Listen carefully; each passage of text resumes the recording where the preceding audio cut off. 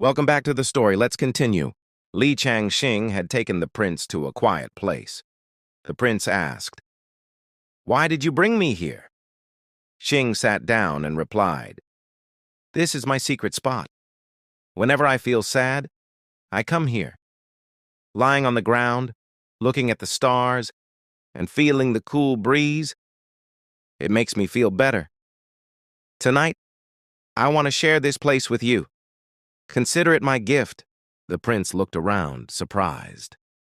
"This belongs to the royal family. So you're giving me back what is already mine?" Xing smiled and said, "Yes, but tonight it's yours from me." He invited the prince to lie down beside him. The prince hesitated, embarrassed, but finally agreed. They lay side by side, gazing at the sky. Xing said softly, "You saved me today.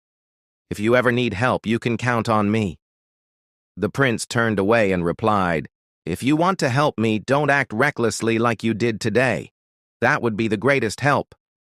Xing defended himself. "If I hadn't stepped in, that boy's life would have been ruined. Don't you see?" The prince grew angry. "That's your problem. You always think you're right, and you act without considering the consequences. I saved you this time, but who will save you next time?"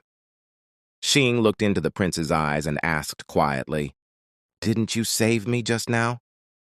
Their eyes met for a moment, before both looked away, unsettled by what they had said. The prince turned his back and muttered, "Don't think too much. It was my responsibility, nothing more, and I can't always be there to protect you." Xing felt strangely comforted, even by the prince's scolding. It reminded him of his grandmother. "You sound just like her," he said. The prince snapped, "Don't compare me to your grandmother." He moved closer, frustrated. Xing quickly explained, "I didn't mean to upset you. I was just saying you handled the situation well. You saw through everything and managed it calmly. That's what makes you a true crown prince." The prince turned away, remembering his childhood. "When I was 8, I gave my first political speech. I was so nervous I forgot everything and cried. Since then, I've forced myself to stay composed, no matter what." Xing listened carefully, then teased, "So even princes stumble sometimes." The prince grew annoyed, but Xing gently held his hand and laid him down, brushing his hair softly. "You've worked so hard, Your Highness. I know you carry anger from your childhood, but I won't hold it against you. I know you have a good heart." The prince pushed him away. "I don't need your comfort." Xing laughed. "Don't be upset. Everyone makes mistakes. When I was 8, I fell into a river while fishing. I was hurt badly, but I survived. Pain is part of life." The prince listened, his eyelids growing heavy. He thought, his childhood sounds so colorful, like a bouquet of flowers. He's the kind of person who always moves from one goal to the next. Soon, the prince drifted into a dream.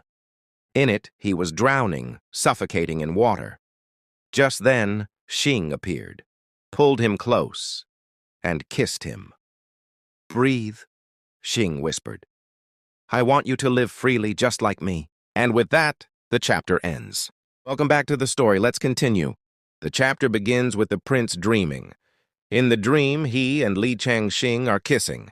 Xing moves upward, kissing the prince's chest, while the prince follows him. Suddenly, the scene shifts. The prince finds himself floating above water. Confused, he wonders, where is this place? Just then, Xing appears behind him, signaling him to come closer. Together, they fall into a boat. The prince asks, "Where are we?" Xing replies, "Don't you realize? This is your dream. Why are you asking me?" Xing moves closer, speaking seductively. "Everything here is created by you, which means you want someone in your dream, and that someone is me." He tries to kiss the prince again, but the prince pushes him away. "What are you doing?" he demands. Xing forces him down and says, "You already know the answer. Stop pretending." He continues, "I thought you were used to this by now, but you still want to resist? Fine, don't deny it." He begins kissing the prince's neck. The prince thinks, "Why is he doing this? This is my dream. Why can't I control it?" Suddenly, transparent chains appear and bind Xing. The prince realizes, "Can I control my dream?" Xing laughs. "Of course. You're the prince. Whatever you do, you master it. That's why everything feels exciting." The prince leans over him. "You're right. Now let's play a game you won't be able to handle." Xing laughs and kisses him again. The prince sighs. "You won't stop until I respond, will you?" "Fine. Do whatever you want." But then Xing panics.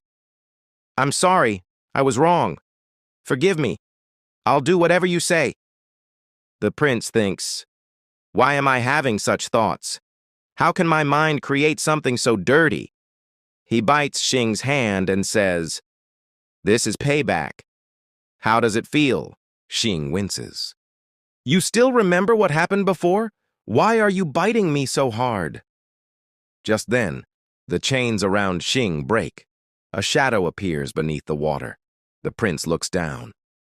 "What is that?" Xing answers, "It's a whale." The massive creature rises from the water ready to attack. The prince panics, but Xing hugs him tightly. "Don't be afraid, I'm here, I'll protect you." The whale lunges forward, but at that moment the prince wakes up. He opens his eyes and sees Xing beside him. "What are you doing?" the prince asks. Xing replies, "Nothing. You looked cold while sleeping, so I covered you with my coat." The prince blushes, remembering the dream. Xing smiles innocently, unaware of what the prince saw in his sleep. Just then, the sound of a motorbike breaks the silence. A gang of men appear, mocking Xing. "Looks like you're spending time with your lover," they sneer. Gangsters had surrounded Li Changxing and the prince. Xing grabbed the prince's hand tightly, and the prince noticed his hands were trembling. "Why are his hands shaking?" the prince thought. "I heard he was skilled in fighting, so why is he nervous now?" Xing whispered, "Just wait a little longer. We're almost there." He pulled the prince along as they ran. Behind them, the gangsters shouted, "What's wrong with the real Xing? Since when does he run away? Has this boy changed his personality?" They vowed to take revenge no matter what. The two slipped into a narrow alley, standing close together. Xing, breathing heavily, asked, "Are you okay?" Their faces were very close. Xing said, "Stay here. Don't come out. I'll handle them." But the prince stopped him, holding his hand. "No, there are too many of them. You'll get hurt." Xing looked into his eyes. "I didn't want to involve you. That's why I hesitated. But don't worry, I can handle them. Controlling them is child's play for me."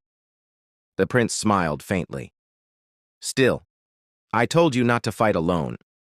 I'll stand with you. I've learned boxing too." Xing shook his head. "No. If anyone finds out the crown prince is fighting here, it will cause trouble. I brought you here, so it's my duty to protect you." They looked at each other silently. Just then, a gangster mocked them from outside. "Looks like two rats hiding and whispering sweet words. Sorry, your quality time is over." Xing stepped out and shouted, "Come on, cowards!" He fought them bare-handed, taking down one after another. The prince watched in shock. "This is the first time someone has fought for me," he thought. But suddenly, one gangster struck Xing from behind, knocking him down. The prince cried out, "Xing, are you okay?" Xing replied, "I'm fine. Don't worry." He thought to himself, "I must endure this.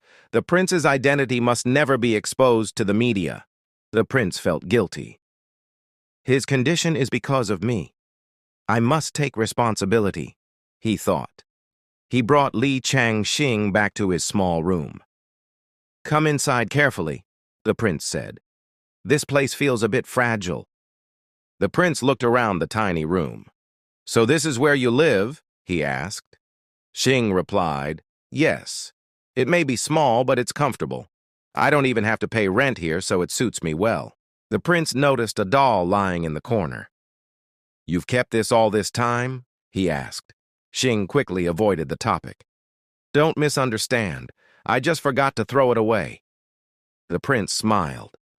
"If it's nothing, then why are you explaining so much?" The prince sat on the bed and said firmly, "Take off your shirt." Xing was startled. "What are you saying?" The prince clarified. "I need to apply medicine to your wounds. Don't think otherwise." Xing hesitated. "I can do it myself." But the prince insisted. "Your back is injured. You can't reach it. Take off your shirt." Xing obeyed. The prince touched his wounds gently. Xing winced in pain. "It will hurt a little, but the medicine will help," the prince said. Xing replied softly, "Do whatever you need." The prince poured water over his back and was shocked to see old scars covering it. "How did this happen?" he asked. Xing tried to brush it off. "Every man has scars. They're like trophies. I fought many battles in Milan City and never lost. These marks are proof of my victories." But the prince saw through his words. He touched the scars and said, "You've suffered so much." Xing was surprised. Why does he understand me so easily, he thought. I brought him here tonight, and instead of worrying about himself, he's worrying about me. Xing looked at him and said, "Before you agree to anything, think carefully. Do you really like me the way you did today?" The prince smiled. It felt strange to say this, but I was happy tonight.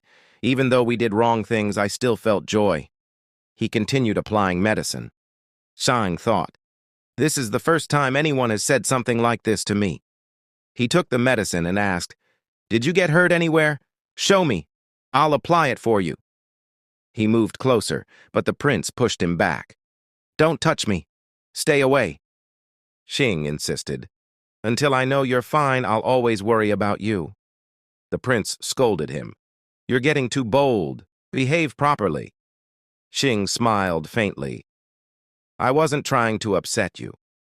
The prince noticed Xing's sincerity. Xing then shared his past.